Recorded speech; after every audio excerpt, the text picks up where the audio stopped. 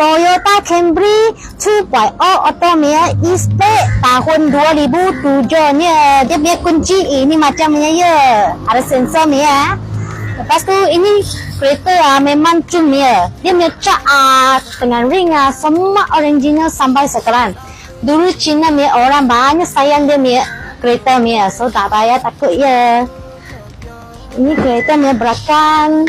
Dalam pun banyak besar, boleh letak banyak barang ni. Lagi tengok dia lampu semua pun cantik lah. Semua kilat-kilat ni. E-Spec ini kereta. Lagi.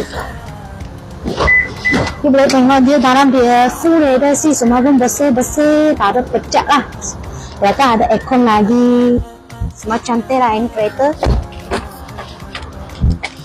Lagi boleh tengok ini kereta.